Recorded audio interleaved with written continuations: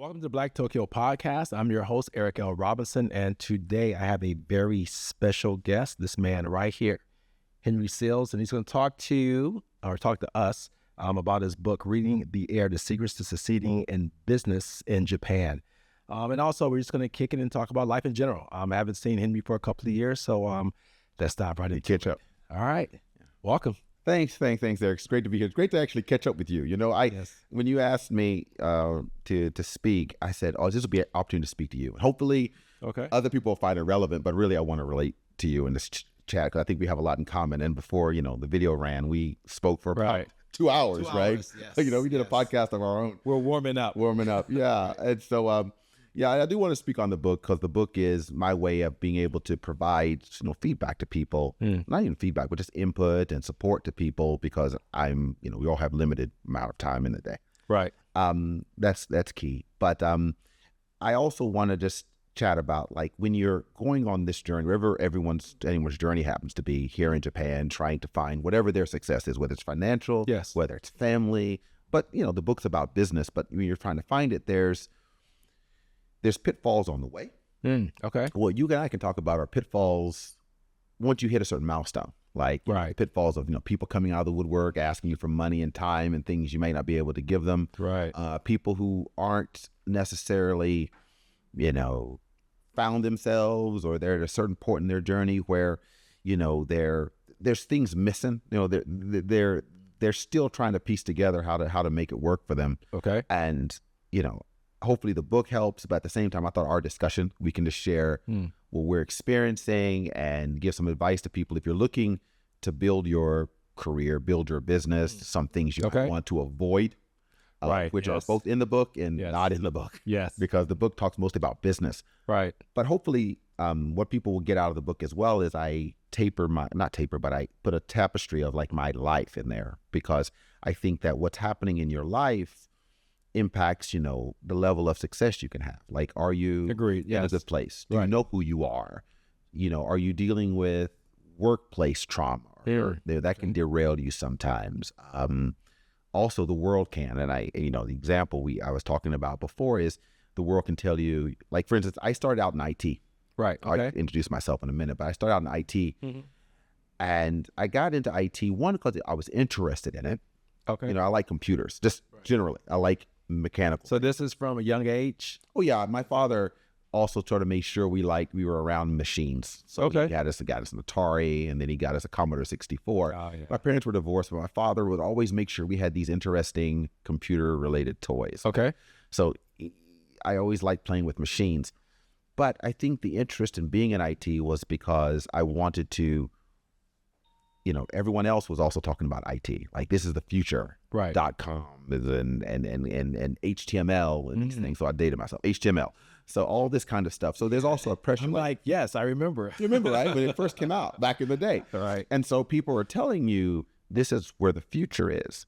So that kind of influence, right? That kind of, it's not a bad influence, but if you get lost in it, thinking I'm an IT person, I mentioned this in the book, if you think you're an IT person when really you're not, you're more of a soft skills person, you're more maybe a human relations person. And that's sort of my story. I have a skill set that comes out of just who I am as well as my background. And as I'm going through my journey, work and the world sort of tells me, okay, I'm getting money for IT. Right. But I don't realize I'm making money because I have this skill set that added to my IT helps me. And I didn't know this. So I find moments where I was losing myself. And I think that happens to people. And then you combine marriage and children and a culture you don't completely understand. It can be kind of messy. I don't want anyone to go through that if they don't have to. Right. So yeah, that's where the book comes into play. Okay. So reading the air. So for those who may not know, what does that mean? So in Japanese, right? Well, you know what it means. Kugoyomu, right? Kugoyomu. Very important. And I write that because it's ironically that's a skill that Japanese place, in high regard. Okay. Be able to read the air, meaning read the situation, read the room based on what is not said. Right, on body language, on cultural context, these type of things. And the irony is that growing up, that's what I had that was my skill. If you ask me, Henry, what's your skill set? It's like, put me in a room full of people, and in about 10 minutes, I can tell you what's going on between people. I'm listening, I'm observing, and it comes from being sort of, I think it comes from, a lot of times as an African-American, you want to say, okay, as an African-American, so to speak, right? But there's more to it than that, but that's the way we sort of generalize. But growing up in West Virginia, like 4 or 8% or 4% maybe are Black. So I'm... Wait, 4%? Maybe 4. It's not 10%. It's very little because we didn't have slaves, right? Right. So, whatever. And so really small. Anyway, it's a small percentage. I can't remember what it's 4 or 8. It's one of those numbers, I believe. At least when last time I checked. Right. It's different now. But so when you go out, you watch TV, you look around, you're like, okay, people don't look like me. And that's noticeable. Everyone notices that. And then on top of that, I combine when I look at my family, I remember my first memory that was about 2 years old, maybe a little younger. And I remember looking around and everyone doesn't act like me. They're adults. They're these big people, right? And then my younger brother's born his little baby. And I was attentive to difference. And I'm trying to figure out why is it different, and why is it this way? And so I was always interested in understanding how the world worked, how the room I was in worked. Growing up as a kid, I was reading a lot of books to understand the why. My parents would give me these books, like, the Big Book of Why, Part 1, Part 2, because I was always like, why? So trying to piece together why the world works or how it works was always important to me. So if you extrapolate that, when I get into a situation, I want to understand why. I don't necessarily care about, what's going on more so than why, because everyone seemed, to me as a child, everything seemed to make sense. Even if I didn't think it made sense, it made sense. But you understand the process. Yeah, I want to understand, why does it make sense to this person? So extrapolate that now as an adult. When I'm dealing with business situations, you have one group of people, doesn't matter whether they're Japanese or someone, say it's just a different business, and you have another business. Those two businesses work based on different routines, different practices, and to each group, that's normal. Right. And now they have to work together, and they're going to notice what's different about each other. They're going to notice whether it's the country, whether it's the language, whether it's the practices, whether it's the way they handle their finances.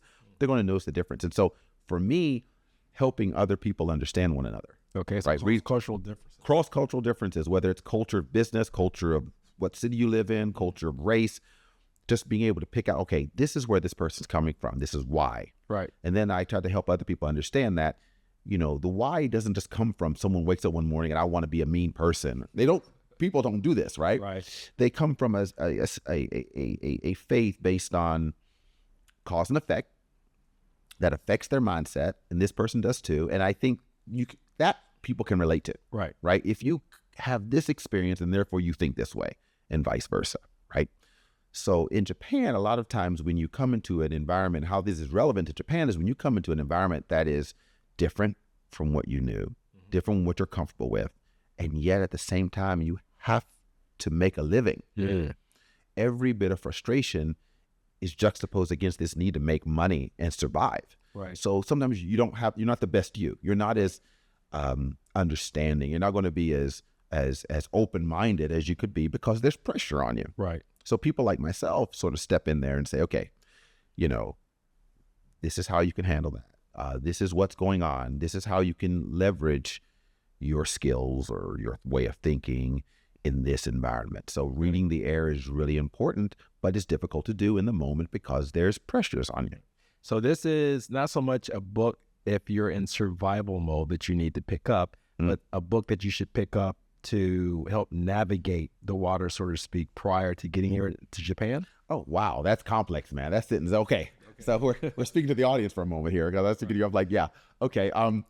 Yeah, if you're in survival mode and you read my book, you're going to pick from it what you think will help you survive. Right. Right. Okay. But we know full well that when you're in survival mode, you're not necessarily seeing the world for what it is. A case in point is, this is public, so I can share this. I was working at Zyco. Okay. A year and a half ago, we realized we weren't going to get funding, the funding we needed. Our business was really large. We had expanded under the understanding I had just joined, but we had expanded with the understanding we were going to get capital and expand and bridge out into new things. Okay. Don't get the investment. We have way too many people, way too many costs. We have to cut the employees. Now I'll talk a little bit about later if you're interested, Eric, on how to build an environment to where when these bad things happen, your staff and everyone sort of comes together and understands the higher purpose, and we'll get into that. But anyway, when that happened, we needed money. We could get like a couple $1 million, just a couple $1 million, right? We could have this conversation, just a couple $1 million, we'll be fine. So I'm sitting to myself going, I know people with a couple $1 million. Maybe I can speak to them, or maybe I can raise the money myself. Right. And of course, I'm thinking this will solve my problem. This will solve our problem. Right. But the reality is that, and in survival mode, I need the money because the world is this existential crisis you're in. But looking back, not getting the money, having to restructure, having to reduce, forces you as an individual to improve, to do better, to say, okay, we're going to manage money better. We're going to engage our employees better. We're going to be more transparent because we've learned that if we don't do this, we won't survive. So that kind of, in the moment, you don't think you deserve that crisis. You think, oh, it'd be so much better if someone but ironically, it's that stress, that suffering you go through that forces you to be a better person, better manager, a better leader.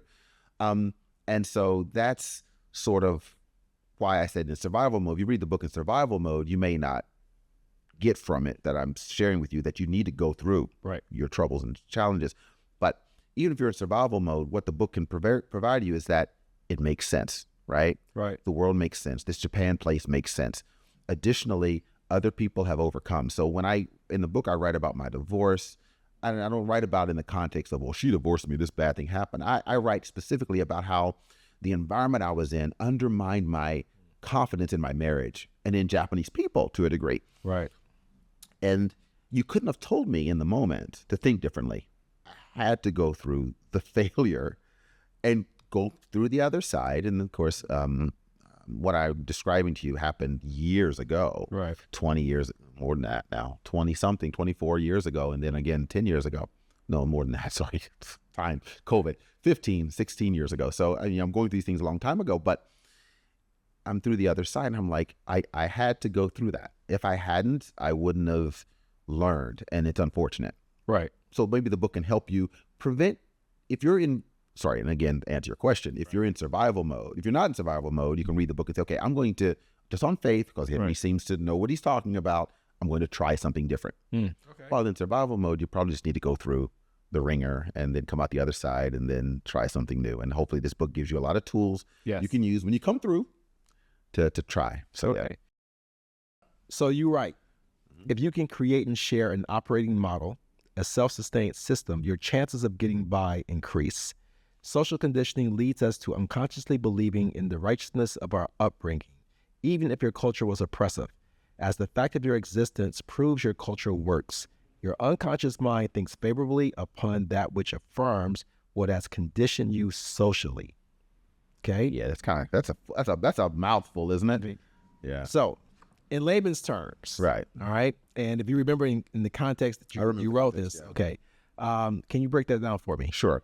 So, we've been here, Eric. When you're sitting there with your friends and you're commiserating about how tough Japan is, you'll find people saying, "But at home it works better. Or at home it's great." But all of us are in Japan for a reason. And a lot of times because at home it's not working. Right. At home there's an issue or a challenge, not a challenge, but you feel that there's more to do overseas, or there's a calling, right?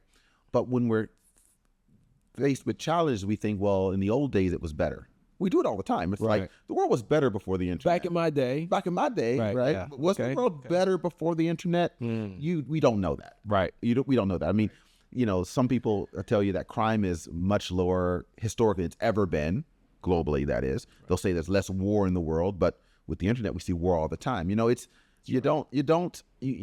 When you're stressed, you revert back to form. We're parents, right? You've seen that. Like sometimes you'll raise your children the way your parents raised you. Now, it was wrong that how they raised you, or particularly right, but that's what you know. Right. And even though you know full well, I shouldn't do this. My parents did it. I didn't like it. Right.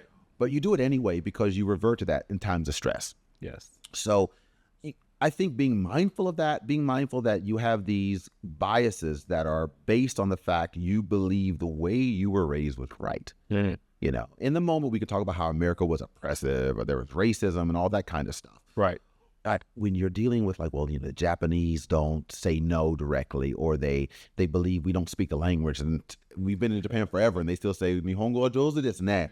And I would hear that. I've been here 30 years, you know, they still say it.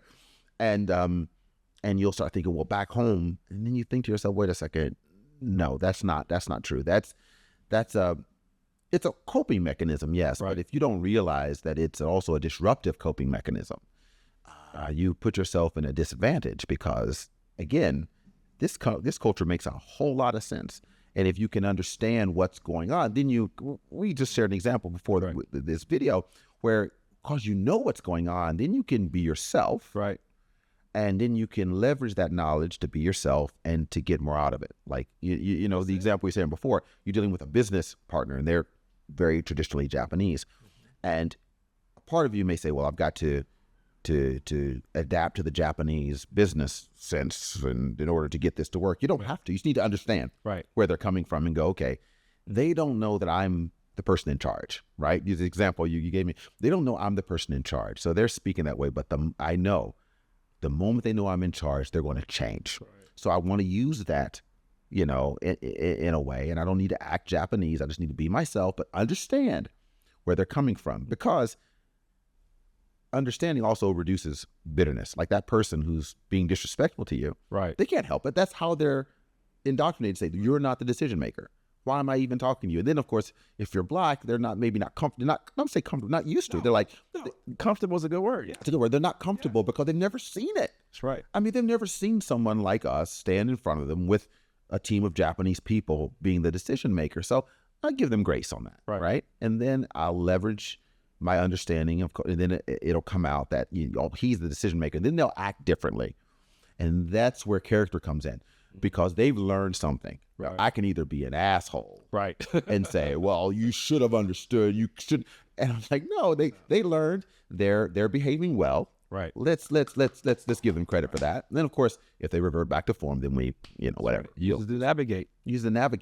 So, that's just sort of what I mean by that. You're unconscious bias. Even if you're on the right side, you've got these unconscious biases that will disrupt your ability to learn and enjoy what the world that's around you.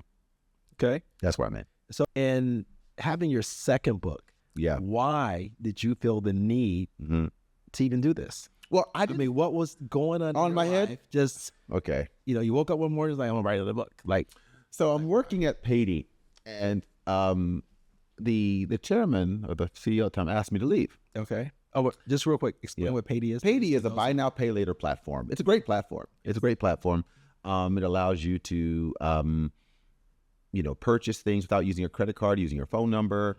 You can do bunkatsubarai, what is that? Payments, install payments, and things of that nature. And for merchants, it's great because when you use Payday, you get paid immediately. This is a commercial for Payday now, but you get paid immediately. There's no risk to you. Right. And Payday has to manage, making sure the customers pay and everything like that. So it's a really useful tool. And when I was working there, I said, this company is going to be something. And I remember introducing a good friend of mine who became the CTO and CPO over there before, they were sold to PayPal. So I really believed in the business, but it just wasn't the right culture, for me. I learned a lot about startups. I learned, first of all, the chairman is their business. You can't, if they don't want to change the way they think, or they don't necessarily have to, but that. Anyway, so I was asked to leave, and I said, okay, well, I'll leave, but pay me my money and all that kind of stuff. And we agreed, and everything was fine. So I had like 3 months off. And I'm feeling bad for myself because, like humans, I'm feeling sorry for myself. I'm like, oh, it didn't work out. Right. In hindsight, it was the right thing. It was the right time. I learned a lot from it. But in the moment, I'm licking my wounds. Right. I'm thinking, everyone thinks I'm a loser now, all that kind of stuff. And I can laugh about it now. And I laughed about it then to a degree too. Okay. But in my heart of hearts, I was feeling down. My wife said, this is time for you. Write your book. Write it. Write about your story because I think it's helpful and it's relevant. And she also reminded me that, I'm a successful person, regardless of how I'm feeling inside at the moment. other people can see you as a success, and there's a lot you can share with the world. How often these setbacks have been so incredibly valuable, right, for future success. Right. And by writing the story, it was in my head the whole time. I know my journey and everything. Right. I said, oh yeah. And as I was writing, I was like, oh crap. Yeah, I've done a lot. And this is just one of those situations. Right. And so that's what happened. I didn't really, in the introduction, I think I wrote like, I wanted to be a mentor. I wanted a mentor when I first came to Japan. Right. So I wanted to sort of provide that to people. I do it. I speak to people all the time. And is that via sales improvement services? Well, I called it sales improvement services because I was doing it all the time. I said, let me monetize this to some degree. Okay. Because I just would, someone emails me, want to have coffee? I'm like, sure. And then I'd wind up hearing their story or something, and I'd want to help them or provide them with, I think one of my skills is I like to address needs, right? My brain works. I remember information, names, numbers, things. So in fact, I was a trivia nerd. So I still am a trivia nerd. I started, about 2013, 14. I said, let me just incorporate this because, people do want to pay me. I want to make sure I can, everything's above board, et cetera. So I did that type of thing. So, but I realized I'm only one person. I don't want to hire a team. I don't want to create a consultancy business like that. And so if I have a book, then if people say, Henry, I'm dealing with this in Japan, what do I do? I said, just read the book, right? So that's where that came. But really the impetus for publishing it was my wife. And then she was the one, she took a course to understand how to publish a book. She paid for the course. She had a meeting once a month. And so she was the one that advising me, Henry, do a revision, get beta readers, get feedback from them. And every month we had sort of milestones to follow, to accomplish with regards to, making the cover, going out there, finding people to create the cover, making sure you had a website that was ready, getting an ISBN or IBSN, wherever the ISBN, get an IBSN number, understanding, how Amazon works, understanding how other publishers work, understanding if you publish on your own, then what happens, like what's your opportunities to publish, to get a publisher. So I understood all of these things before I published. My wife is an incredible researcher. That's what she does. She's a marketing person by trade before we met. So she helped me do that. And so she brought me along. She brought me along. And I'm the kind of guy that if I promise somebody something and I don't do it, I feel bad. I don't say it. I don't, but I want to keep a promise. So she said, you're going to write the book. I'm going to publish it. And then I told people, put it out there in the world. I'm going to publish this. I'm going to do it. Because I was interviewing people too for the book. Oh. So I have Houston Ross, who he's now chief, I don't know, he's chief boss man. He's chief technical officer for the biggest bank in Trinidad, in the Caribbean. So that's Financial, Republic Financials, I think is the name of the bank, Republic Financial Bank. And then Bob Nodden, who was the CEO of AIG here in Japan. Right. I interviewed Dave Dowrich, who was the CFO here. And also the CEO at Prudential Japan. So he was in charge there. And then Lydia Dorman, who was the CHRO at Coca-Cola in Japan, but also before that in Canada. So these global expats, I interviewed them. And if I'm interviewing them and asking them for their time, I better publish them. Right. So that once you get it out there and you sort of, the first book was the same way. I was starting a business. It's written in the book, like I want to start the business. Right. And once I committed on this date, I'm giving a talk on the book. I have to publish the book, right? I have to finish it. So that's right. That's how those books came. Okay. And how do you feel about it? The book itself? Yes. How do you feel about it? I feel great about it. And the reason I feel great about it is not even because my wife's an avid reader. She loves reading. She's, reading, and of course, ebooks is, what do you call it? Not electronic books, but audiobooks. There it is. Audiobook. She's just voracious. She's a reader. And so when I finished my draft of the book, I didn't want her to read it before I finished the draft. Self-conscious, putting it out there in the world, right? It's scary. It's my baby. I gave it to her. She's going in the bath, and she likes paper. She doesn't like digital stuff. So I printed it out, gave it to her. And I'm sitting in the bedroom. I'm just waiting for her to say something. And it's been 20, 30, 40 minutes, an hour or so. And I'm like, what's going on? What's she thinking? What's she doing? Right. And I don't hear any sound. I go in the bath I say, baby, you okay? She looks at me and she goes, this is good, baby. I was like, that was all I really needed to continue, to be honest. Her, someone who I know reads books and she takes what she reads to heart. Right. She's always reading a book saying, Henry, I learned this in this book, did you know? And applying it to her life and applying it to our lives. And so when she said that, that was great. And then the other milestone was when I sent it to an actual editor. Mm-hmm. The editors were like, this is good. You write really well. And I was like, really? An editor said that? I mean, I published a book before and I had editors and stuff, but it helped. Then the beta readers, when they came back with, and this is one thing I've learned too, is accepting criticism. When they came back with criticism of the book, like nothing negative, just change this. Like I had a lot more cursing in it, honestly, because that's where people spoke. Right. Then it dawned on me, I don't need to relay every single word people said, you know? I want an audience to feel comfortable with the book. And so, because as an artist, you can feel defensive and say, well, that's my voice or whatever it happens to be. But when I realized their feedback meant they read the book, you know, I have to look at that. They're like, they read my book and they cared about it enough to give me feedback on it. I said, yeah, I'm going to edit this. I'm going to do it. And then it was about 4 months ago, I was at Black Professionals and I had copies of the book in my bag. I'd already done a launch and a kickoff and everything last year, but I was at Black Professionals Tokyo, which I started with several others in 2006 or 7 at our monthly gathering. It was the year-end party. I think it was year-end or New Year's. Anyway, we're at this bar. There's about 30 people there.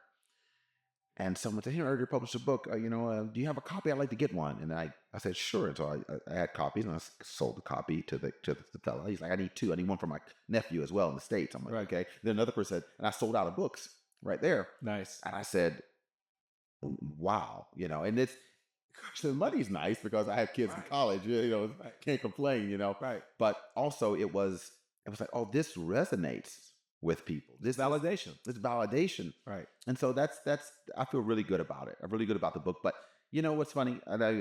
Someone asked me, a fella, I think Baye, he had asked me to come to my birthday party at my home, and he asked me, well, you published this book, and I self-published, meaning I self-published a book.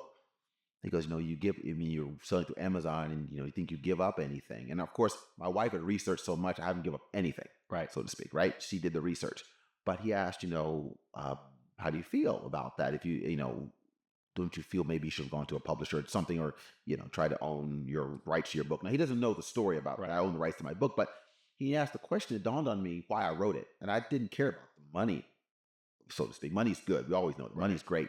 We'll have a conversation on that in a minute about money and business and things. But for me, it was the fact that it's out there, the fact that people's lives are being improved, right? Can be improved by my words. That's the important thing. It's, I'm sitting there thinking about the trauma I went through. Right. And I can perhaps help someone stave off that trauma that not only affects them, but their family and their children and their network of friends and associates. That's what's important. And so I feel really good about the book in that context. Is it selling? Yeah, it sells. But it's that people read it. I had a whole group of young people. They gave like 30 copies of the book. They came from the University of Texas at Austin. They came in this thing called World Walkers, and my wife and I were asked.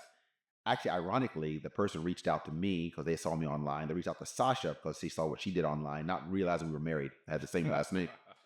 So we're like, this person reached out to me. Anyway, we spoke to this group of children. A lot of them first time overseas, first time.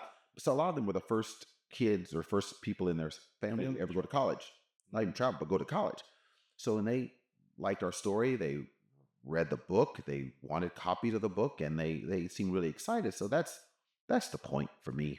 I think that's a real good point, because for me, and we talked about this prior to hitting record, people dropping by, stopping on the street, from a base doing something, asking for advice, right? Yeah, they do that. So with enough of those, a lot of time is taken up, as we also discussed, right?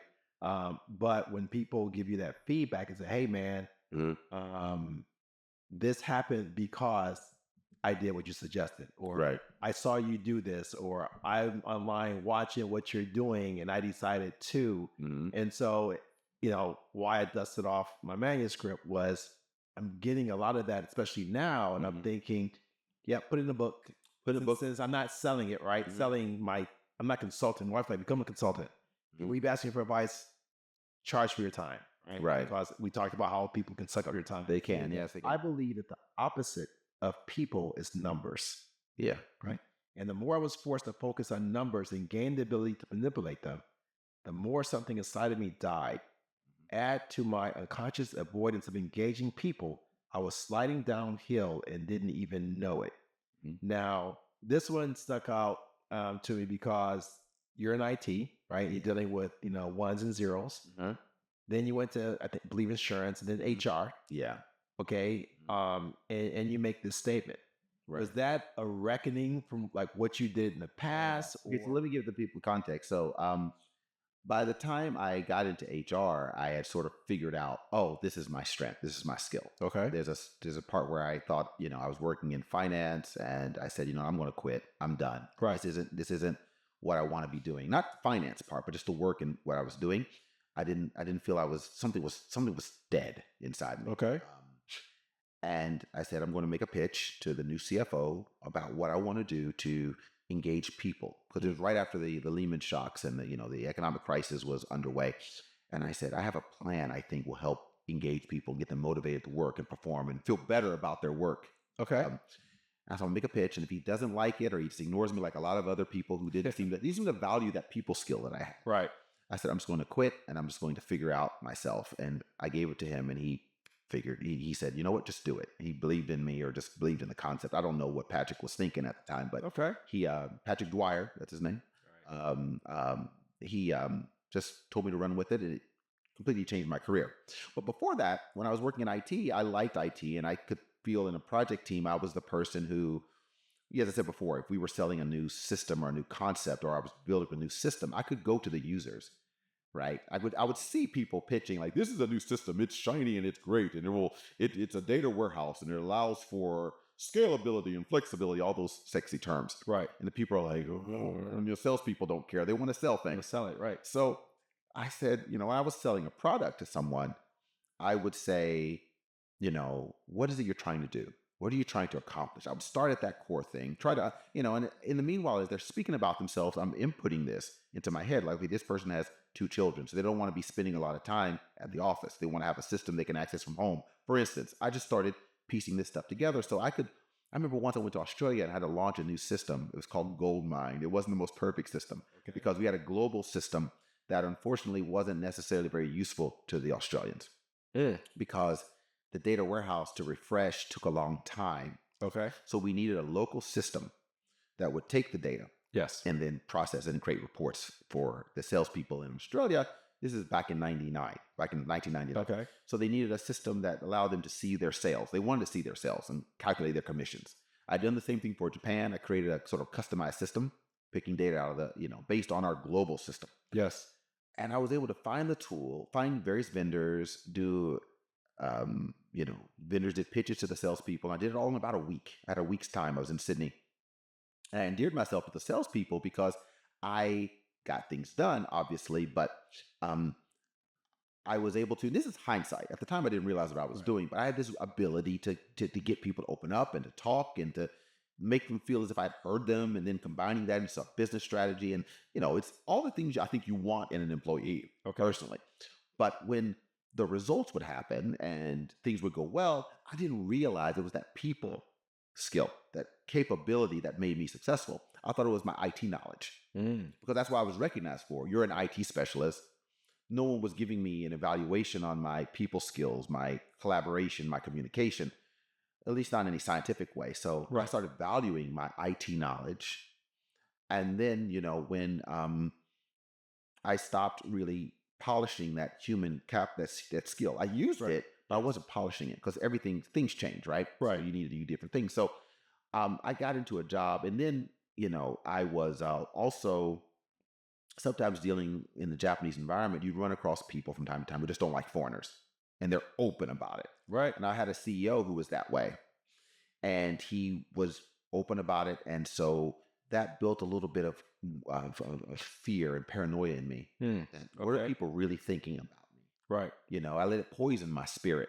this one person poisoned my spirit. And of course, then you start seeing things that maybe aren't there, or things that are there that didn't bother you before. Right. You start seeing enemies all over the place, and that's not good, right? So I was dealing with that. So I said, let me just not focus on people right now. Let me just get the work done. So that also added to it. Additionally, I got a job working, I was at AXA, and I was doing incident and problem management, which is a system would go, there'd be an incident on the system. Right. I'd investigate it, find out what the problem was, which is the root cause, and then ask IT to fix the root cause. And it was a very technical role. There wasn't a lot of opportunity to necessarily showcase people skills there. It's very data related. But were you customer facing? No, I wasn't customer facing. I was IT facing. Okay. I was customer facing was the help desk. So I was IT facing. So I was explaining to IT, you need to solve this problem. And they're like, well, no, they won't say they, no, but a lot of times people don't like to hear that they have a problem or they need to fix it. Right. And, it's a thankless job, but there will always be incidents. So I was getting all of this, I wasn't getting any feedback on my people skills because I wasn't using them and they weren't really necessary. And I was feeling like, the people I was working with they weren't necessarily happy to see me come, to put it that way. Right. You know what I mean? Right. So there's all this, I was valuing the technical skills, but the technical skills weren't feeding my spirit. They weren't making me, and even getting, and again, it's a kind of situation where there's always going to be a problem. So can people, I would say, well, there's less incidents than last year. Right. But the fact there's still an incident would reflect on your evaluation type of thing. So it's like a thankless job. I use that in the metrics still. Okay. The metrics, right? Right. But there were moments where I was using my people skills in good ways. So during that time, there was something, we implemented this process called, service level agreements. Okay. Where you agree with customer about if there's a problem, we will resolve in X amount of time, or there will be no more than X amount of incidents per month. And we're dealing with, let's say, customers, internal customers. Okay. So the underwriting team or the operations team. And I had a way of explaining this SLA complexity that they could understand. I could explain this technical gibberish in ways that they were like, okay, this is good. Right. This I want, and I could share with them what's happening with the problems and explain things in a way that where, they felt like, okay, I trust this guy. I didn't know it. I mean, at the time, I didn't. Hindsight is totally hindsight. But then again, my evaluation wasn't coming from clients; it was coming from internally. Right. If my clients had evaluated me, they may not have said I was the greatest person ever, but they would have said this guy's valuable in this regard. So I spend this time not feeling like I'm being recognized for it. I'm not saying I wasn't. Right. I didn't feel I was. And so I just kept focusing on, it was safe. I thought so, to focus on numbers, focus on IT, focus on these thankless jobs. And I was just like, eventually I realized I'm just doing all this thankless work. I don't feel like I'm growing. I feel depressed a lot of times. Right. I feel like my career's going nowhere. I was making good money. I mean, right. I was making like, I was making like 200 grand like in 1990, not 1990, 2000, right? Okay. I was making 200 grand. I was making good money, but it didn't feel right. That's why when people talk about, when you say money doesn't matter, it matters for stability's sake, right. But money doesn't make you happy, right? So it goes back to, again, and I mentioned this, Lance Lee, the conversation. Yeah, it doesn't make money, doesn't make sense. Okay, right. So, well, the thing is, so was it that type of feeling? No. I mean, okay, so I think let's just talk about that phrase for a minute. It doesn't make money, doesn't make sense. There's various different contexts to that, right? Right. So if you're like right now, I do my own personal investments and I invest in startups, right? And a lot of times a startup, rightfully so, the founders have a great idea and they have a business idea around it and they want to pitch it to investors to get money. And they'll say, this is a new idea. I'm doing to do this idea. The market shows that this is going to be a need in the market over the next 5 years. Okay. A lot of yada, yada, yada. And what they don't have is proof that it'll make money. Yeah. Conceptually, it's perfect, but do clients want it? Is your operating model, right, allows you to scale and do this at a big scale? All these things haven't been proven yet. Right. So in that context, I say to startups, do a pilot of your business. Show that you can create revenue. It doesn't need to be profitable, but that clients want your service, they come back, right? And that you're able to, manage this business you're talking about, right? So in that context, if it doesn't make money, it doesn't make sense. Okay. Just because you're just investing in a dream. And right. everyone has a dream, and not everyone's making millions of dollars on their dream. But again, I think you mean it is I was making money by being a technical person. Right. But so I thought I'm going to folks be technical. But what was happening, and I wasn't aware of it, was that it was my people skills that were keeping me employed. Those were the ones that, even though no one evaluated it, even though it's sort of intangible to a degree, that's what was getting people to work with me and want to collaborate with me. But I wasn't polishing it. I in moments where I should be using it, I didn't. So to myself, I said, well, I got to just keep focusing on what makes me money. Right. And eventually I got to a point where I said to myself, I want to move up. Like I was in IT, right? I want to move up, and I want to move up. And to move up, you have to show, I think you show a lot of things, leadership and whatnot, but also subject matter expertise. Yes. In something. And what I would find is I didn't care enough to be a subject matter expert in some of these things. I just didn't care. I didn't want to care. It wasn't what I wanted to do. But was it you didn't have the buy-in because you didn't believe in the vision, the company? No. I'll give you an example. Like, I didn't care whether or not, like, IT systems failed or didn't fail. Okay. I just didn't care enough about it because in my brain, it's not failures. It's important. Right. But I didn't want that to be my career. I felt that failures are inevitable. What helps you get over failures, and this is hindsight, but what I felt, what was driving me was what gets you over failures is your network and your friends, the people you trust, those trust relationships. Okay. Because when something goes wrong, if someone you trust messes up, you're like, it's okay, bro.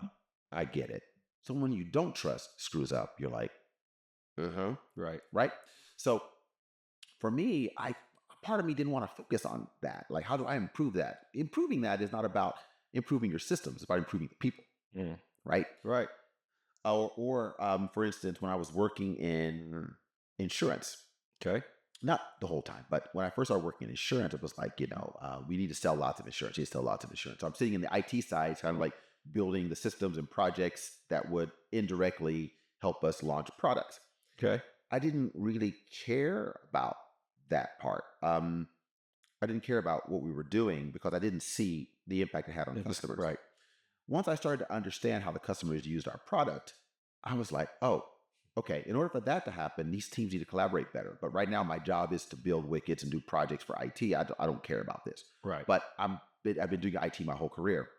So how do I get out of that? I felt trapped. I was like, you know what I mean? Okay. You know what I mean? I said, I have to focus on this. I have no choice short of dropping out. And so I did change careers, sort of. I was in IT, and then I moved to project management at ING, but still IT projects at first. And what happened is I was working on this beautiful, conceptually a beautiful idea. It was called Medical Direct.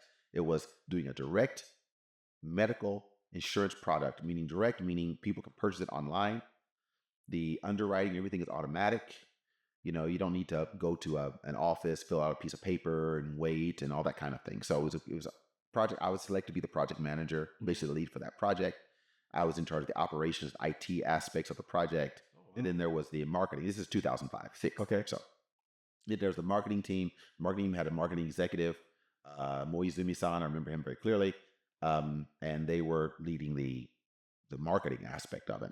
So I'm sitting here doing this project, and I have a team of people in both the operations team and my project team who are collaborating with each other. You go through all the phases of the storming and norming and the teams and stuff. And I just intuitively was able to get people to work together. Didn't realize I could value, but I make mistakes, but I can learn from like, okay, that didn't work. Let me try. And I've had failures and, setbacks, and I learned from those. So I'm sitting here with this team of people. We have the IT team. The IT team is sort of led by this architecture team, and they just weren't delivering. Okay. And I'm going there, and I'm sitting there going, this isn't going to work. It's not working. And it's a long story. But anyway, I'm sitting there and I'm going to myself, I won't say I don't care, but this team isn't working. It's not going to work. This project's not going to work until this team, this team of foreigners, mostly all foreigners, And they had this belief that they knew better than all the Japanese have been managing insurance for their whole lives. Wow. Right? Now, they knew technology, but they didn't know that in order to get people to buy into it, you have to come to where they are. Right. To some degree. Right. Some degree. And so what we had proposed is, I'm sorry, this gets into the weeds, but we had proposed a step by, like a small bang of technology, because technology was sort of sitting out here and it's kind of amorphous. Now, like, we got this new technology, it's going to do everything end to end, streamlined, blah, blah, blah. Right. But it was months off. But we had a deadline. Said, well, let's start with Excel spreadsheets. Let's just start and then move along. And what really happened is the tech team didn't understand business. So this here, and I explained to you how. Wait, but this is you're in HR now? No, not at all. Oh, you're not yet. Project, no, not in HR. Okay. This is 2006. Okay, I got in HR in 2009.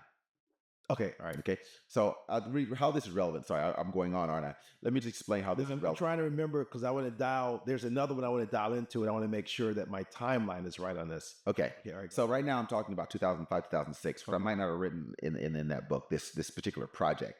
But what happened is I realized that this technology, the CIO, who was my boss as well, CIO, COO, wanted this technology to happen, regardless of whether we wanted this technology to go into place. And if we started like with Excel spreadsheets or just simplified technology, he couldn't justify the spend, which was like $6 million or something. Right? He couldn't justify the spend. So as we're pushing them to say, do this, they're getting feedback from my boss saying, just ignore, they're Japanese, they just keep driving. Oh, wow. Oh, he would say that to me too as well. That type of thing. Okay. So eventually I said, this isn't going to work, and I'm going to have to tell him that, team dynamics, we don't trust each other. Right. We're not on the same page. Things don't work just because people aren't on the same page. Things don't work, right? And this is just a hunch in my observations from Korea. So in the middle of that, I'm like, I'm going to lose my job. I'm going to tell my boss, because I was burning out. He said, I'm going to tell him, I'll tell my team that, I got to step away. I can't handle this anymore. In the meanwhile, what I did, and this is what talks about like unconscious, I was trying to save myself, the risk management team under the CFO. This is how I got into finance, and that finance led to HR, was the CFO. He needed to sort of bring his team together. He had lots of different teams working, and he was trying to find a way to motivate them and align them together under one sort of vision. And I started pitching to his risk management officer, who's still to this day a friend. His name was Tone. Tone Crosswike is his name. And I would sit with Tone after work. We'd drink a little bit, and I'd explain in my mind, what were the principles of building a team and collaboration and whatnot. Right. And over a period of 3 or 4 months, he's like, Henry, can you do this for our team? And I said I could, but I have to leave my division. And the COO was a very powerful man at that point. And they said, well, if I go to the COO, his name was Evert. If I go to Evert and ask for you, then it could, you may think I'm trying to steal you or whatnot. So we had to work that out. But eventually I went to my boss and said, look, I can't do this anymore. I said, I see what you're trying to do. I understand it, but I don't think it's going to work. And I just can't. No buy-in at all at this point. For me? Yes. No. And also the team members too felt that this conflict between IT and operations and everything in the operations and also the company at large, meaning the IT and the company at large, wasn't going to work. Yeah. Okay. So I stepped away from it, but it was very embarrassing in the sense that the marketing team was frustrated with IT. But I represented everything that wasn't marketing, so they felt it was my fault, which I understand. Okay. My other people in the company who wanted to be in charge of this project were like, well, Henry's not good enough. This is me projecting, but also I hear things. Henry's not good enough. So I stepped away, and it was very humbling. So there were people who wouldn't talk to me. People were like, yeah, he's the one who failed, right? And I'm like... Was this the American side or Japanese side? This is everybody's. Oh, wow. No, American. Okay. ING is a Dutch company. Oh, Dutch. Okay. It's Dutch. So from all sides. Okay. But my mother always taught me the best revenge is success. So just put your head down, work out. So I've gotten this job now in the risk side that was about building teams and workshops. I did a little project management too, where it was about team building and team. And I loved it. I was holding workshops at offsites, and occasionally people would ask me. The CFO even said to me as a joke in a meeting once, Henry, what do you do? Right? And of course, we laugh, but unconsciously, I'm like, what is it that I do? No one's ever recognized me for the skill. They joke about it not being a real skill. So that also aided me a little bit. And so when the economic crisis happened, I thought I was going to lose my job because I'm this project manager, touchy-feely guy. Right. But I didn't get fired. And so I made a proposal saying, people are demotivated. I think they need my skills. And in my life, that's what's happened. And part of me said, even when getting into marketing, I got into marketing at one point at AIG, and it was because I went to the C, who was Bob Naughton. I went to some executive and said, look, I've listened to you. I've heard your problem. I think I can solve it. And this is how. That's really it. You basically, you go in there, want to solve another person's problem. That's how you get successful. You don't ask people to solve your problems. Right. You go in there and solve other people's problems because it's something you feel you can do. You feel you were meant to do. Okay. Right. And so I still had those moments where I could unconsciously, I was reinforcing, oh, this is who you are, Henry. And eventually, through the right mentor, the right guide, through Patrick, I came into it. And then I got into HR, and that was challenging myself too. But you have these mentors and these people, I can name them all, right, where they recognized my strength and they recognized it. And I started to build more confidence. And then what I was able to do, because I've worked in so many different jobs, is take that subject matter expertise, right, and start to create, like, the way I handle HR is very different from whether people handle HR or even marketing or right now I do operations. It's very people focused. But people focus isn't about giving everybody everything they want. It's just really people focused. I'd have to explain in detail. But all of that struggle, all of that pain, man, is why I can look at my family and my wife and my extended family. And if I decided tomorrow, I say, I'm not going to work again, I could do it. That's it. I could do it because of work, meaning I've always loved working, but I've been working for a corporation. I could do that because of that skill, but it takes a long time to find it. At least for me, it took 40 years to find it. And people make that comment, that the comment, oh, you came up quickly. Oh yeah, I love that. They're like, if I had money like you, or if I went to Harvard like you, or something like that, and you're entitled, not entitled, but you're privileged. Right. I'm like, I can see where they're coming from, maybe, but they don't understand the struggle. That I said before, there's a meme about someone saying, it's hard to make your first million, but easier to make your second. Mm. And that's because to make your first, you have to change. Right. You're not the same person when you start your journey than when you get there. You look back at yourself and say, I can't believe I was that person. Right. That's what's going to happen. So if you think you're going to be successful, whatever that success is, and still think the same way and still act the same way, you're not. It's not possible. So when people say, if I just had the money, it would be okay. Like, no, you wouldn't, because you wouldn't know how to spend it. You wouldn't know how to prevent yourself from losing it unless you gained it, built it, then lost it. That's even worse, because when you build it and then you lose it, you're like, oh my goodness, it hurts even more, which makes you more mindful as you move forward. It's like burning your hand. You're mindful now of the fire. That's it. So people come to me and they're like, can you help me with this? Can you help me with that? And, I like helping people, but I realize that, especially when it comes to money, people are like, if I just had money for something, I'm like, no, actually, as example, I think I used before, we had to restructure Zyco. Right. By not having the money, made us a better company. Yeah, and it comes to, as a business owner, there's the creative financing that pops up, because like I told you, for us, it got to a point where, like, when we first started out, like, oh yeah, you did this, and it was great, you almost made $100,000 in sales, your first year and everything. All that's really commendable, right? And I'm looking at that going, I could have kept working government and and do that, but I know me, right? And I needed to be set free. Yeah. And so again, as soon as I'm set free, I 10 times the business the first, with help, the team. Of course, a lot of help. Of course. I did this during COVID, right? Mm-hmm. And so it goes back to managing expectations, and this is going to go back into your book, but managing expectations, right? So managing expectations of oneself, having realistic expectations. Yeah. And I think we both meet people over here that don't have a realistic expectation of, one, not just so much business, but how to navigate in Japan. Yeah. Right. If they're the newbie. Can you touch upon that? I can't do it briefly, but I'll do my best. Right. I'll do my best, because it's really, it speaks to me, because I think that, how do I put it?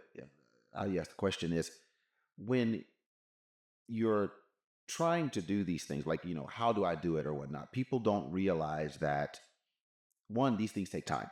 Yes. It takes time. And no one wants to hear that. They want what they want now. We all do, even myself. Right. You know, we all want what we want now. Immediate gratification. Immediate gratification. Right. They want it.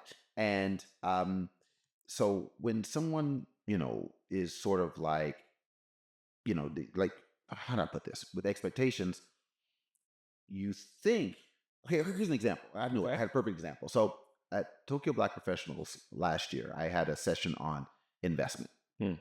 I love talking about investment. That's one of my passions. I'll talk about like comic books before, like investing.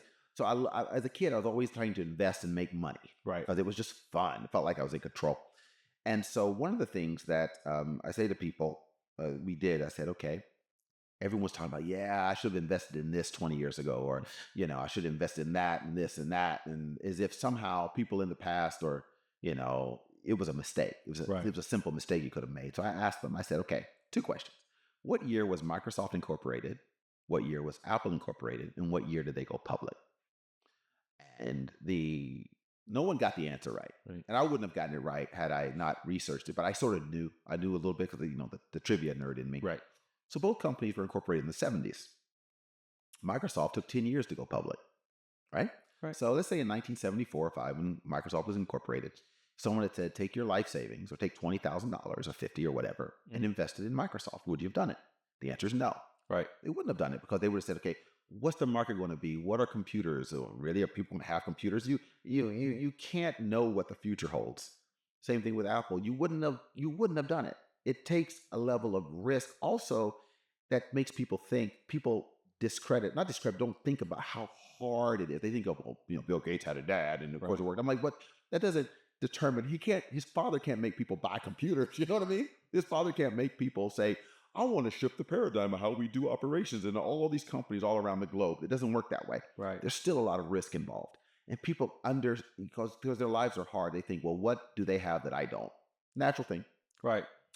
And, you know, it's money or it's opportunity. And to a degree that is kind of true. Yes. But there's also that journey, like how many times did a startup have money and lose it? Right. Right. They think, okay, my daddy gave me $50,000. I started a business. It was successful. No. Father may have given you money. You started, you lost it all. Right. And you had to go figure out how to pick yourself up, go to investors, sort of humble yourself, say, I made a mistake. I need more resources. Like when someone comes to me and says, you know, I'm trying, like, it's not about you.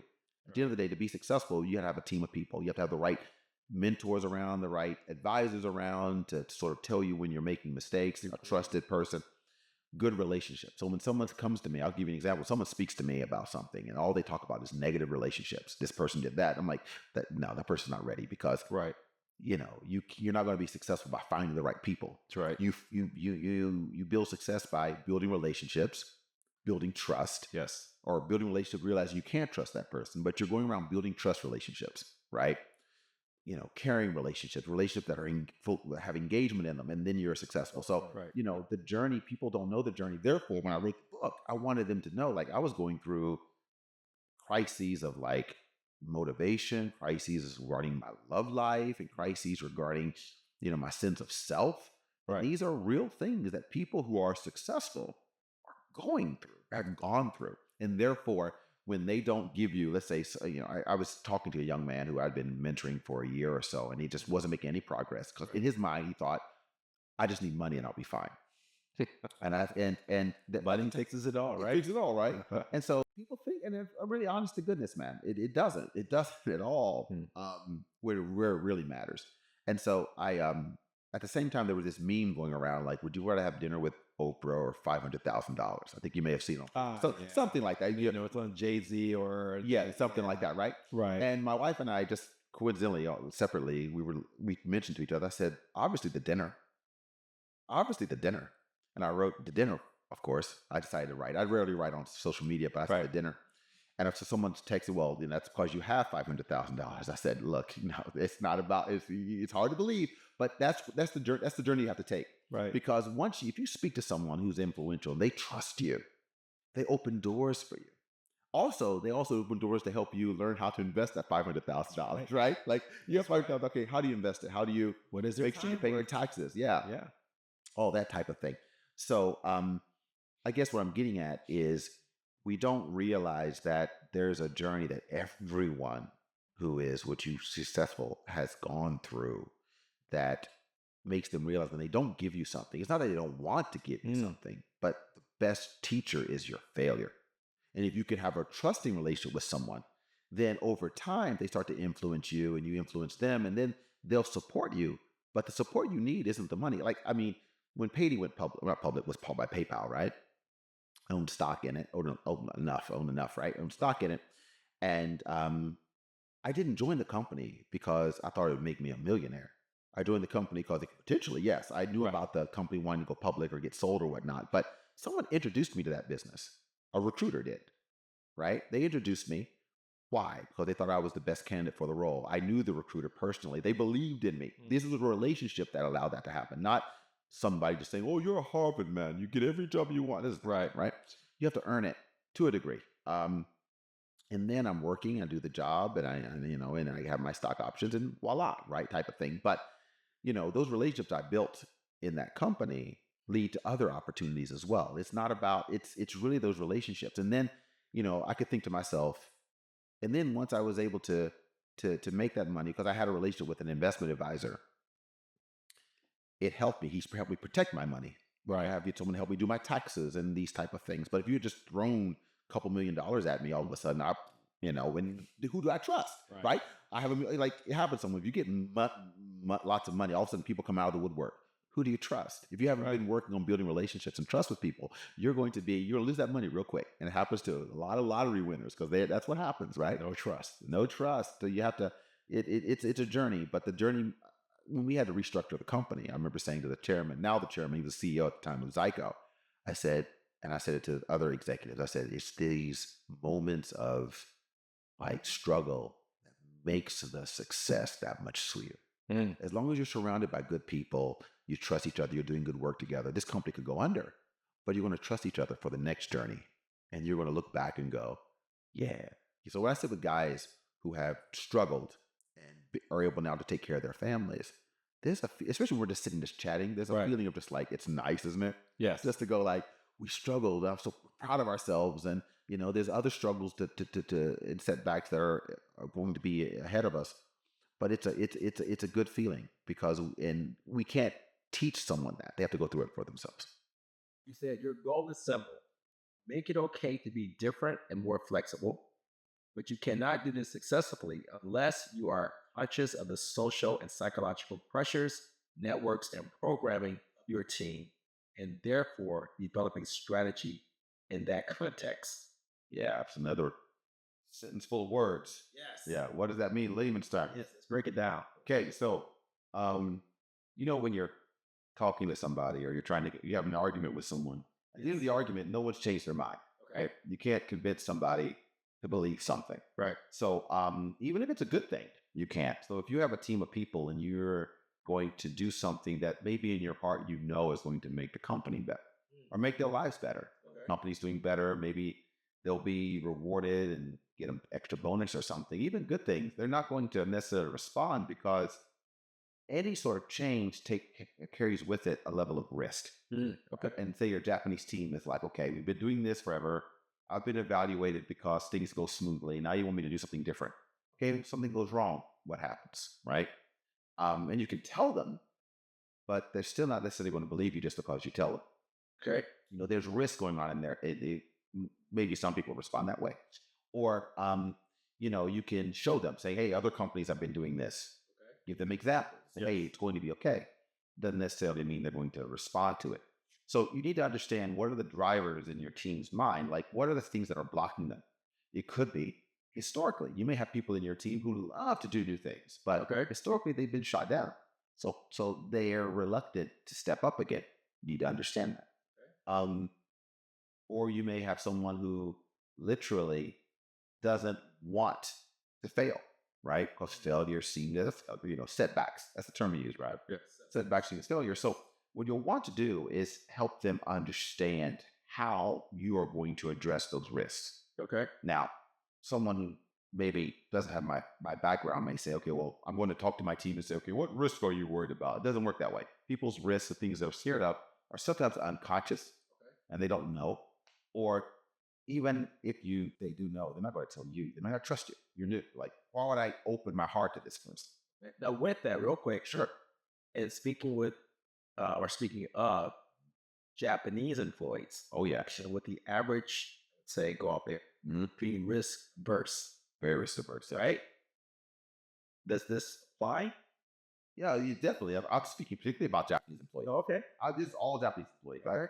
In the book, I talk about certain risks, familial risks, and then social risks and various risks that are going on in your mind. So, there's an example where Houston shares when he started working at AXA as the CTO. One of the things that he did, he met with all the employees to sort of listen to them and hear where their problems were. And one woman, when she spoke to him, she didn't face him. She was like this. Wow. So he knew very well that she was not on board with what he needed to do. So it was a process. He listened to her, responded to what everyone said. He met with every employee. He made sure that he responded to the needs, and over time he proves it. And again, when you have pressures on you, you're pushing. You can be a little, forceful, too forceful sometimes. But it's a process. People have to see how you behave. They have to see you under stress. And if under stress, you still keep your promises. If under stress, you're still the same kind person. If under stress, you're someone whose behavior and attitude they can trust, then they start to open up to you. So you have to be mindful. It's not as simple as saying, well, Japanese are averse to risk, so I've got to push them. No. You have employees who are open. So one example I give of where people behave differently than we thought was at AIG. We wanted to do a women's development program. Okay. So my head of diversity at the times worked underneath me. I was in charge of talent. And he wanted to create this program to develop women leaders. And so we needed the managers to nominate the women. And our concern was that they wouldn't nominate enough women. The opposite happened. They nominated more than enough women. Okay. And we said, okay, when we kick off the program, we want the managers to come. Basically, all of the managers came to sort of speak about why they nominated these women. And what you found was most of them had daughters or wives or were looking back at their careers and thought, I want to do something differently. So what I learned from that, not necessarily the program itself was successful, it was, but what I learned from that was, people can perform beyond your expectations. Right? There are things driving people you're not aware of. Right. Like a man's maybe having a conversation with his wife at home about, and he's thinking, you know what? She gave up her career to support me, and maybe he's reflecting on that. Or he has a daughter, and he doesn't want any obstacles in his life. So learning about your team, like what they do, like do they have family? Do they have kids? What drives them? And you may not learn in the first discussion, but consistently being engaging, you're going to start to say, oh, this is what drives my team. And just to summarize for those who want the answer, right? A lot of times I found important is that sort of, and Dave Dowrich in the book says the same thing.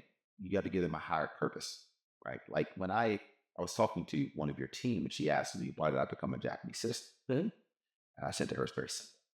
When I was thinking about, being a member of Japanese society and working to improve it, I think that a Japanese person would respond better to me criticizing and proposing improvements if I'm in the same boat they're in. It's skin in the game. I'm skin in the game. I'm like, I can't run away. I'm Japanese now. Your government's going to take all my tax money. You know what I'm saying? And so I'm not saying this as some alien. I'm an alien to a degree. I'm saying this as someone who's decided to choose you, pick and choose, right? Type of thing. And so that's one way you can appeal if you understand the risk is that you can leave, right? Or other risks could be, they don't, they're concerned about their position. Like for instance, I worked for a man and he was manager of HR and his concern was losing face because in his mindset, you get approval, your manager approves you, you move up and you start getting money and more influence, both socially and in the office. So he did not want to fail or show that he was weak or made a mistake or anything he had done was flawed in any way. Actually, quite problematic mindset, but that's who he was. Right. So to get him to work with me, I had to I literally had to explain to my clients, meaning my like the finance department and the IT department, these executives who would I was working with as the HR business partner to give him kudos, right? It sounds kind of manipulative, and it sort of is, kind of, but I am working for him. Right. And for me, he is allowing me to service these people. You could change my department and everything, right? Yeah. So give credit where credit is due. Tell him that, when you come to thank me, thank him first, because he's allowing me to support your team. That worked very effectively. So there's ways, but it involves caring about people, or at least caring about what they think and what they feel more so than maybe you're used to. And of course, with the stresses of Japan and the cognitive dissonance and sometimes the feeling of distrust for these people you don't completely understand, you're not your best self. You're not as open to things as you should be. And I experienced that a lot. And so therefore, I'm very open about that, where I thought to myself, I can't trust these people, or they're going to get me, or, it's kind of embarrassing to admit that I would think that, because I don't consider myself racist. I don't consider myself a bigot in any way, but I am human. And fear and sadness and failure, setbacks, that's the word, setbacks, can make you very paranoid, fearful. Fearful is a better word, make you fearful. And that fear manifests itself in maybe resentment towards the culture you live in. And as a Black American, we understand having resentment towards the culture you live in, for a good reason, but nonetheless, it still gets in the way of you being successful. And some say, I love my country, I hate my country, right? And that whole duality of being Black and American, right? And so I'm glad you brought that up, especially the part about you giving up your American citizenship and becoming Japanese. Yeah. And, for me, and I remember this was years ago, and I said, I would never give up my citizenship, probably be an American, but the rest of that was also, if I did, I would lose my benefits. I mean, the process of giving up U.S. citizenship is still a work in progress, right? It's not simple. They don't make it simple anymore. So. And I wouldn't think that it was simple for you to make that decision, though, right? Because I remember when you first said it and everything, for me, gaining my permanent residency and I guess I can go as far as I can by establishing a business, providing jobs here in Japan, paying taxes, yada, yada, yada, my contribution back to the country, right? Yeah. And everything, buying property, all that type of stuff. And I think it goes back to your book, reading the air. People come over here with expectations. And lots of times I think those expectations aren't realistic, or people aren't willing to do the work, put in the work. That instant gratification. They think they think they're doing the work. That's the thing. That's the irony of it, is they're not doing the work, but they think they are, because they think, again, they thought it was as simple for Microsoft or Apple that they just came on the scene with their daddy and a lot of money. People just invested in them. And that's not what happened. A lot of work, a lot of not only late nights, but a lot of thinking you were right and realizing you were wrong or that right. And dealing with that. And not everyone can be that resilient. That's why not everyone is necessarily walking in their truth and as successful as they wish they would. Right. Because if it was easy, we'd all be doing it. Yeah, I agreed. And I tell folks, and some have taken this the wrong way, everyone's not built, for example, being a business owner. Yeah. Everyone's not built to own a business. No. Everyone's not built to lead. And I hate to manage because military background, but everyone's not built to manage or lead. Some people just need to be rank and file. And, well, let's talk about leadership. That's one thing too, is people think of leadership as some role where and I have this with staff from time to time. They're like, I need to be in the center. I need to get the recognition as a leader. And I'm like, no, you don't. And it's easy. And they probably think it's easy for me to say because I'm the leader, right? I'm like, no, there's so many people that I lead by. You lead by example. So you can be rank and file, but because you have integrity, because you keep your promises, because you work hard, even at the jobs that aren't sexy, people can be inspired by you and then will follow your example. And so you become a leader that way. And as a manager, when I see a staff member who has leadership capability, people follow them for some reason. That's someone you want to promote, because as a leader, you can't manage everybody. As a manager, you can't manage everybody. So people with that capability, get people to trust them and collaborate with them. That's very valuable. And it doesn't come from, just because I tell you you're the head of a project doesn't mean people follow you. Just because I say you're the manager doesn't mean people follow you. And just real quick, that's what I mean, the leading part. Not so much, and also being a business owner. I shouldn't say I'm a business owner, but that part on the leadership where you're given a responsibility, and let's say they don't have the buy-in. Yeah. But you give them the opportunity, right? And they come to the realization that, oh, well, maybe it's the start of the season, not for value. Yeah, it's not. And so that's what I mean by that. Just to clear it up for people out there. I think I understood. I think they understood. People listening understood. What I'm trying to say is that even if someone isn't given a leadership role, even as a staff member, even as a peer, you can be a leader. Yes, and it starts young. And then I go back again to the Marine Corps stuff, right? At 17, I had responsibilities, only one other person or two other, but it starts there. Yeah. But again, I'm sorry to say, it even starts with no responsibility. If you don't have anyone, if you don't have anyone, you have yourself. You have yourself. You're managing yourself. You're doing it. If you had to give just bullet point stops, 3, 5 points or advice for those who basically know nothing about Japan, come here first time, fresh off the boat, so to speak. What advice did you have for them? Okay. Now, it's on the age of the person, but I think primarily I would say, first of all, the world doesn't revolve around you.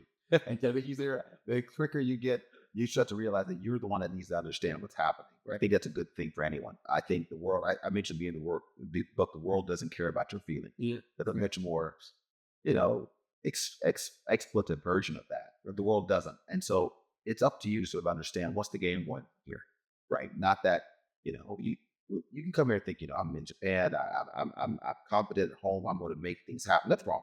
Right. But come in understanding that when things don't seem to make sense, things aren't working out, maybe it's you, not Japan. It could be Japan. But it's very easy. You're going to want to blame Japan anyway, because because it's a new place. But think about yourself and say, this country's been around for, well, as a nation, 200 years. And then, of course, as a modern democracy, 200 years. And then as a nation, 1,000 years or so. So it works. It might not work for you, right? But it works. So we have that kind of humility when you deal with it. So you're open to say, okay, let me understand this. That's first. Second, in that trying to understand Japan, don't give up your foreignness. Meaning, I need to be Japan to be successful in Japan.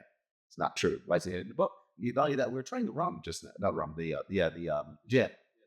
The founder of the Jet Eats is an Australian, right? It's not a foreigner. The business I work for, Zyco, started by foreigners, right? Successful business. Business Week, I sold, I didn't sell it, but the business that was sold to PayPal, Payday, started by foreigners in Japan, became a $1 billion company.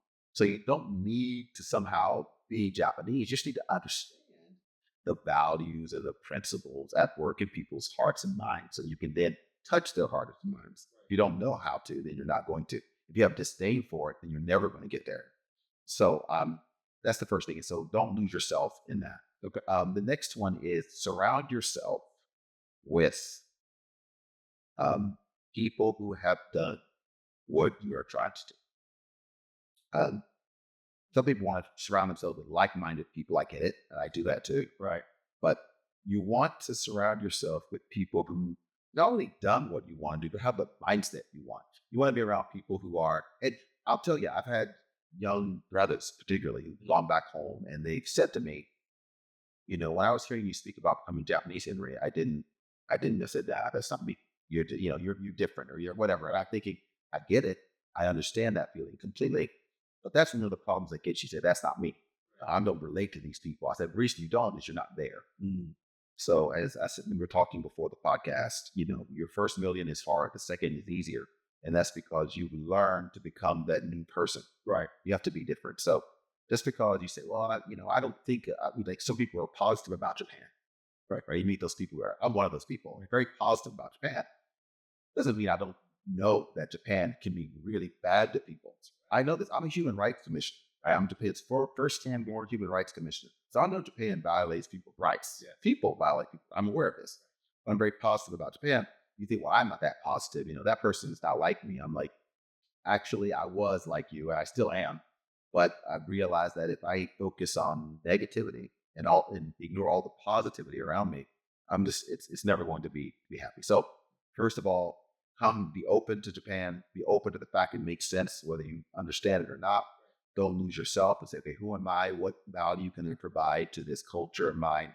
And then, while that's happening, surround yourself with people who are living the kind of life you do. Like if you want a happy marriage, hang around happily married people. If you want to be, millionaire, or billionaire, hang around with millionaires and billionaires. That's what you did. The irony of it is, if you're not going in there hat in hand saying, it's like dating. I'll use this example. I'll use dating example.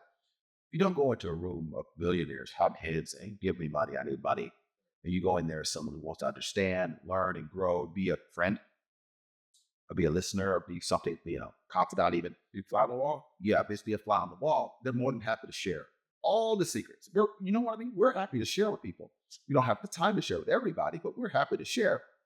It's like dating. If you go into a room or a bar, right, wherever it is, and you just go out there, I need a woman. I'm so lonely. Right? It's not a good look. Now you might be lonely. Right? But you seem needy. You seem also, people don't do that type of thing. They don't wear their heart on their hand or sleeve when you first meet someone. It's common in the West, at least. It's common sense, right? Right. So you want to be able to, have that level of understanding that the people in the room have needs, and you gain by helping them feel as if you're not a threat to those needs, as well as someone who can support. I mean, as myself, as someone who, all I do is, for the most part, is I work, take care of my family, like to talk to guys like yourself. That's why, one reason, like, this, just for full transparency, we make a mistake, sometimes we'll record to stop or pause, but I think this real conversation is cool. Yeah, I want to talk to you. Right.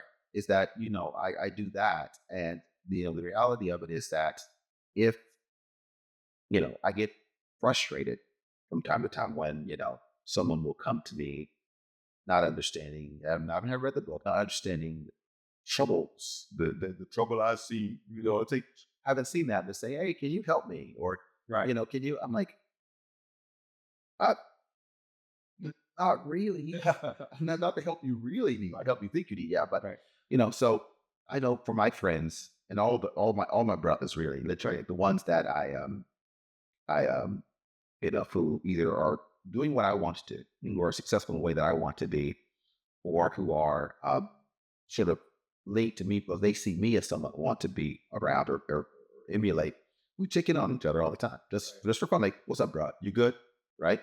That type of thing. Just because people need that, right? And can't fake it, because you do it once, you don't do it again, then they know it's not right forever. If you do it every couple of weeks, every week even, I have friends I contact once or twice a week, at least, or twice a week. Hey, let's check it in. You good? You good? Cool, bro. Right, and that's it. So, people who are successful, they don't mind talking and engaging. So those are my succinct bullet points. Okay. As I got time. Yeah. Okay. And with that, and I think it applies to the entire as well. That should be. Need a refill? No, I'm good. I'm good. And I think with those points, it applies to people that are here, right? And it applies to people who are here as well. Yeah. Those struggling, those that have been in Japan 3, 5, and years and still haven't figured it out, so to speak. What life advice that you have for them? Okay. So I'm going to preface what I'm going to say. Outside of getting out of their own way. Yeah, exactly. Let's get out of your own way. You gotta get out of your own way. We all gotta get out of our way. Lord knows I've gotten out of my way, and I'm still in my way sometimes. Right. But get in my way now. We all get in our own way. Good point you made. Great. But I'm just prefacing it by, I've been there, right, where I'm like, things aren't working. Right. They were in their own way. The journey itself is worth it. The journey is molding you in some way you don't know until you get to a certain milestone in the journey, or a certain plateau in the journey, and look, okay, wow, I did that. Oh, that happened. I changed. Then you have more that's going to happen. When I'm 60, I don't know what I'll be like. I'll be different than I am today. Right. So what I was talking about was, along. Stop rum. That's how they hit me hard. But shout out to Stephanie and the Island Row. I know, right? Island Gateway. Shoot. Man, I didn't lose my train of thought. No, I'm kidding. I didn't lose my train of thought. But sorry, what your question again was about? So for those who've been here, yeah. They lost it. Yeah, lost their way. Like I lost my way with this talk. Yeah. So when you lose your way, I say to my wife, I say to everyone who's working really hard at something, and they're not sure whether things are going to work out, or they're trying something new, I say, trust the process. People have said that what got you here won't get you there. There's some truth to that. Just like if it doesn't make money, it doesn't make sense. There's a truth there, but there's context. what's gotten you here will also get you there. What I mean by that is, if you have been someone who's an idea person, that's what you do. Your ideas. Now you can improve your ideas, you can improve your effectiveness in executing by surrounding yourself with the right people, but don't forget who you are. Stick to that. So I'll tell you the moment my career flipped and became overall much more positive.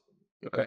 So it's in the book. I was sitting in the finance area. We had several CFOs come in. My job was just basically creating reports.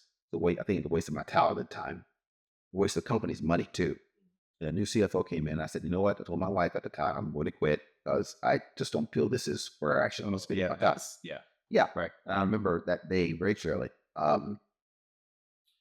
remember the story I had heard Stan Lee tell.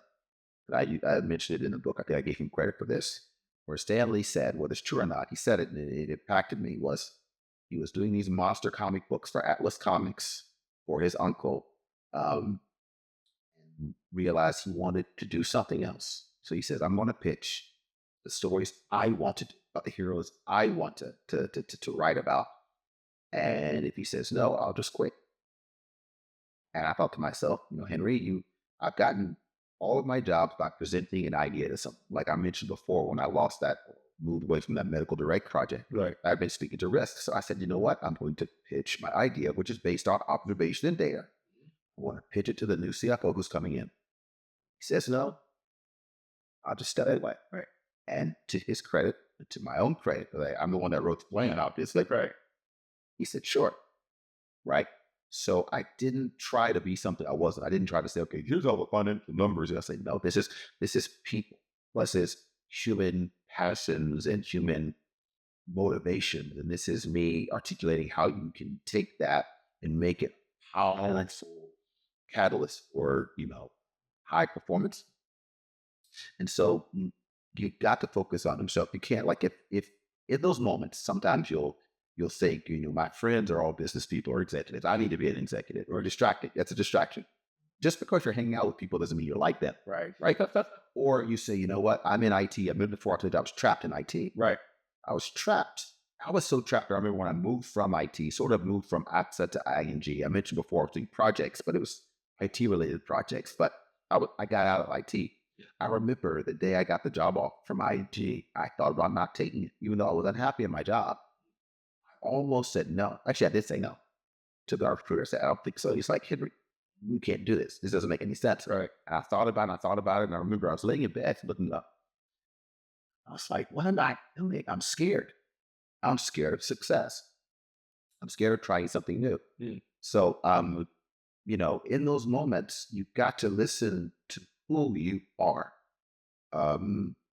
What is the scene? There's a scene in a movie.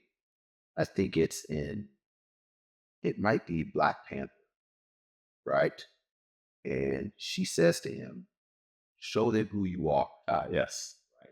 And when I saw that in the movie, and it's really funny because, regardless of people may think about the movie, I love Black Panther movies for various reasons.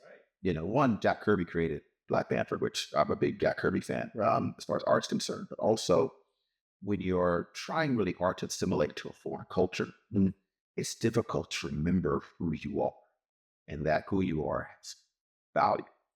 And so in those moments, without being defensive, without overcompensating, remember who you are, right, will get you there. And that's what I did with the help of a lot of friends and family, ex-wives and existing present wife included.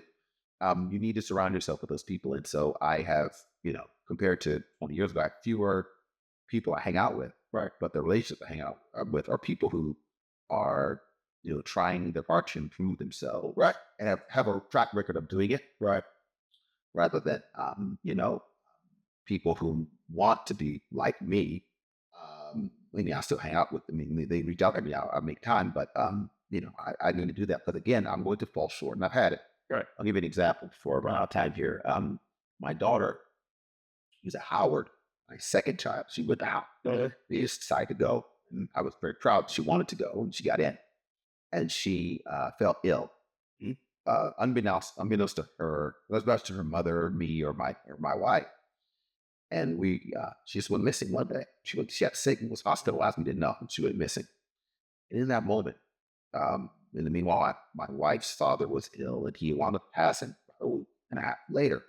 Got all these problems, all these issues. My daughter's missing. You know what I mean? Your parent, you know what? Right, yeah. Everything's fine now, right? But she went missing. And in that moment, I felt powerless. I felt sad. I felt depressed. I felt like, all the things as a man you don't want. Right. Just protect my family, to care, right? All those things. And in that moment, my friends came to my home, right? Just sat. They didn't say anything, just sat. I remember Kingsley came to my home. He just sat there. He sat there and just looked at us.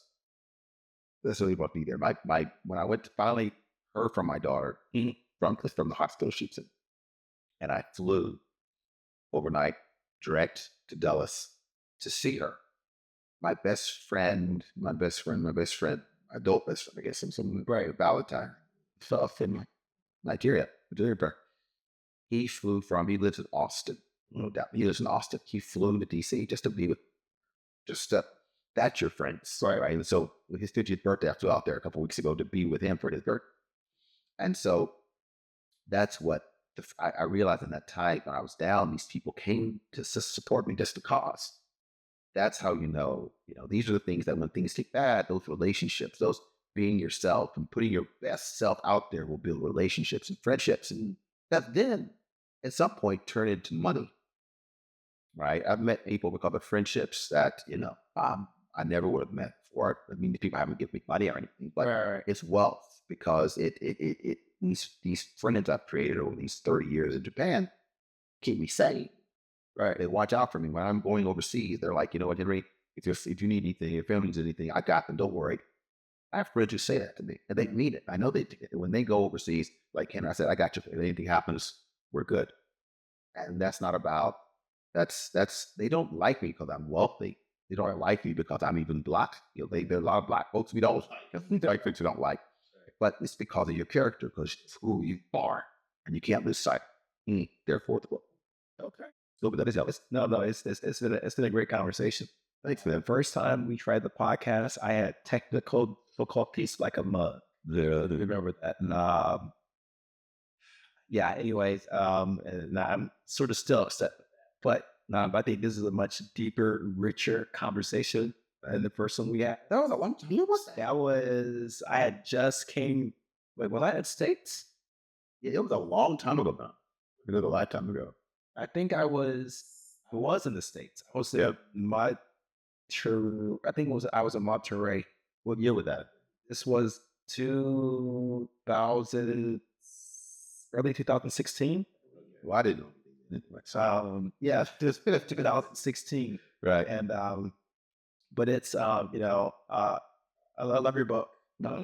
My son is going to read your book. My 14-year-old, and so. I have some other books on together in the book. But I'm glad that you wrote the book. I think it helped a lot of people, and not me seeing this as a business owner, right? But as a brother, as a father, as a person who went through some of the same struggles you went through, with marriage, with all of that. And so I think it is something that really people can relate to. I hope so, because I think what we think is, I'm going to tell you without time. What the thing is, people think that people are successful because they didn't have the setbacks. But no, people are succeeding and successful because of the setback. Right?